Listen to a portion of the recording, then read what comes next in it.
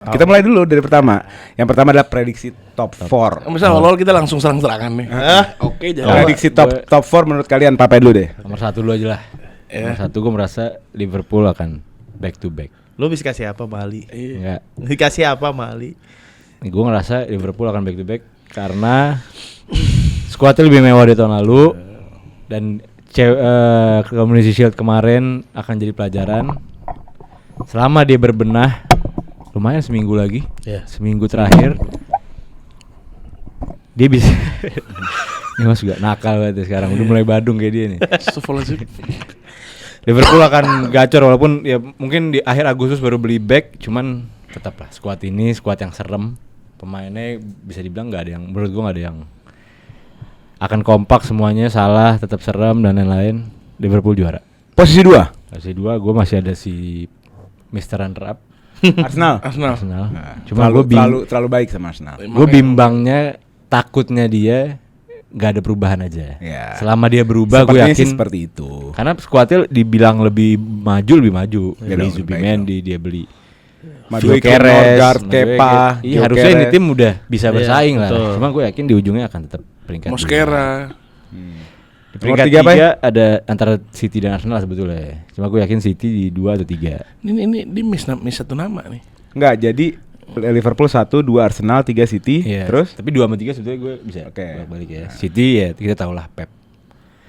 ada akalnya. Ada aja pemainnya juga luar biasa. City nggak usah dipanjangin lagi lah, udah tahu lah City akan bersaing contender. Yang terakhir nih gue agak sedikit nggak masuk akal ya. Cuman di otak gue masuk banget Chelsea. Nggak masuk akal lah. Anjing 4 Chelsea 4. Hah?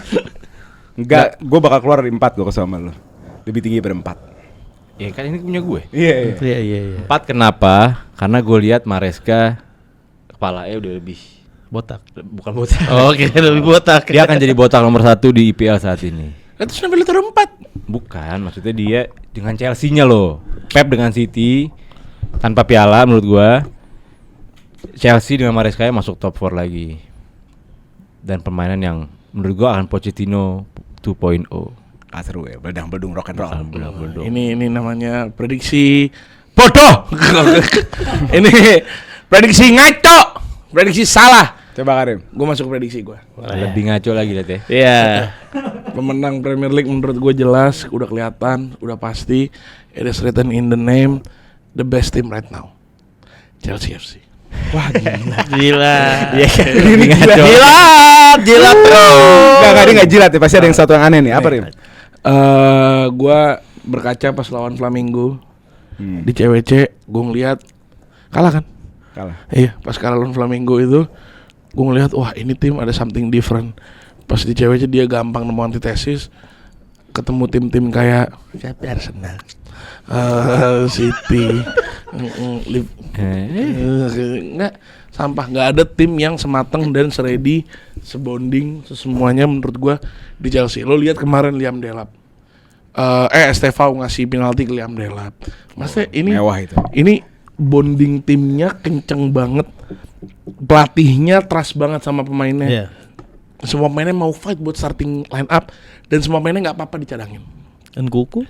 Joao Pedro bilang, gue nggak mau bersaing sama Liam Delap, gue dan Liam Delap menjadi 2 striker terbaik Chelsea. Kebayang nggak? Maksudnya ini tim udah Gila ya. udah Tim itu basa-basi mewah. squad Iya. depth, Nggak fans, nggak timnya sama aja. nggak bisa dipungkiri. Squad depth dia, Gerald Hato, Xavi Simons. Kalau jadi. Enak banget ya dipuji-puji Karim. Garnacho. Gue ngerasain gue. Enggak, Garnacho flop signing itu. Jangan dibahas. Mau datang. Kan belum. Yang udah aja, yang udah aja. Udah. Nomor 2. Bukan MU-nya, Garnacho-nya. Iya. Bukan MU Garnacho bagus. main bagus. Iya. Nomor 2. Emang nge-vape. Ada foto kasih Rim? Iya. Anjing gue harus nyari lagi belum bisa. Nyesel gue. Terus setelah Chelsea. Setelah Nomor dua Chelsea, apa? nomor 2 menurut gue the biggest team in England. Mulai lagi kambuh. Ini dia MU season baby. pembuktian. Ini menurut gua ini sudah pasti. Kita kembali marwah. Let's bring back the devil. Enggak lah, Europa League dulu lah. Nggak, ini terus-terusan nih orang nih kenapa sih? Emang gua bisa Pak 2 bisa. Let's Nggak bring bisa. back. depan kita Sescoero ya. Del Piero. Apa sih apa? Sescoero. Oh, bisa. Iya. Di Sesko kan enggak di Sesko Hero. Terus Kun Hamilton. iya. Di mana di F1 jago banget. pembalap. Iya, pembalap iya. Ada Mbu Mourinho. Otaknya kayak Mourinho dia mulai. Belakang kita punya Babela. Ada Bruno. Lionel Amat. Tapi kalau gua hati di MU juga sih. Iya kan? Cuma otak enggak. Backnya mewah-mewah. Back gua lu pilih 3 ngasal. Maguire kapten fix. Harus. Oke, enggak. Lu pilih 3 ngasal. Ini dari semua back MU yang ada. Enggak. Lo pick 3 yang ngasal. Lu main deh siapapun gitu. Kiper Donnarumma. Kalau jadi juara. Ya kalau jadi. Kalau jadi juara. Kiper Donnarumma. Iya. Baleba Donnarumma juara. Gila sih. Gua ngasih tau aja. Menurut gua clear. Dan simpelnya, gampangnya kenapa gua pede di Premier League. Lo pada masih ada Champions League. Iya. Masih berapa? Ini gitu Itu alasan klasik sih. Seminggu sekali main 1 game. Nafsu. Iya gak? Nafsu cuma buat segame, santai jadi. Habis sih musuhnya. Yang ketiga menurut gua Arsenal. Kok berat gitu? Iya. Nggak, Asik jujur gua gak pengen masukin top 4 deh. Sejujurnya. Cuman gua ngelihat satu cameo pemain yang paling gua suka. Maksudnya akhirnya gua ngelihat ini pemain mewah banget itu Zubimendi. Zubimendi menurut gua nunjukin dia cocoknya, mentoknya, OP-nya di Arsenal sebagus itu. Balik lagi Gyökeresnya biasa. Ini pemain, ini tim paling biasa aja, nggak ada. Berapa gol Gyökeres? Gyökeres gue udah nebak, gue prediksi 13 Premier League gol. Oke. Cukup gitu. Dan keempat gue naruh ke satu tim yang gue nggak ngelihat begitu ada taringnya, dia cuman numpang aja di top 4, City. Cuma numpang aja, yang penting Pep Guardiola tetap Champions League aja gitu. Tetap Champions League. Gue ngeliat walaupun ini tim mewah, cuman Pep Guardiola era will come to an end. Gue ngerasa. Pertanyaannya Liverpool di mana, Rim? Oh iya. Enggak apa-apa. Di 5 loh. Di 5. 5 gue Spurs. Hah? 6 Newcastle. 6 gue Crystal Palace. Newcastle hilang udah. Apa? Liverpool hilang.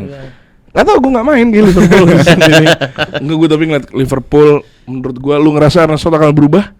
Sama sekali tidak berubah. Berubah banget. Pelatih yang season lalu kenapa bisa juara? Karena nggak pakai strateginya sendiri, pakai strateginya Klopp, pakai strateginya Klopp, so asik, cuma numpang berdiri aja, pala botak diem.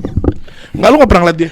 Nggak ada, karena nggak ada isinya. Ada waktu reaksi Nunes offside. Iya, cuman dia, itu offside gitu namanya. Ini bukan pelatih bola aslinya. Jadi menurut gua nggak layak kita masukin Liverpool di sini. Oke. Gampang unduh.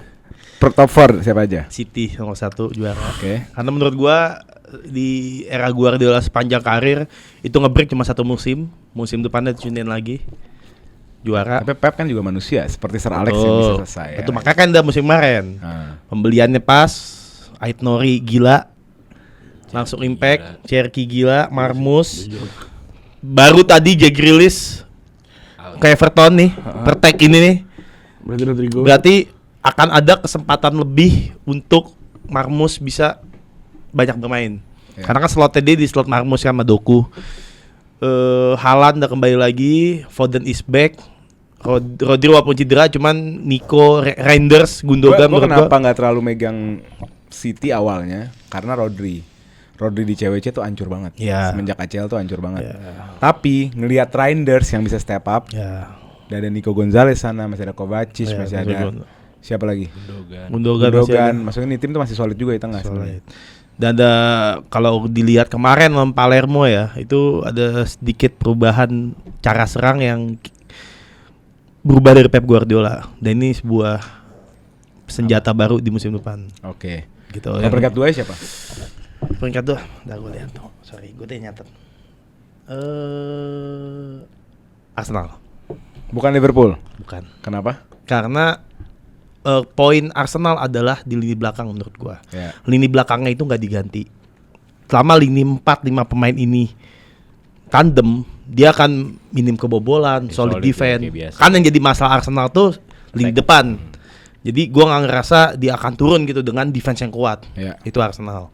Apalagi sekarang Zubimendi, ada Gyökeres, ada Nogard, ada Kepa sebagai backup kalau misalnya kayak cedera.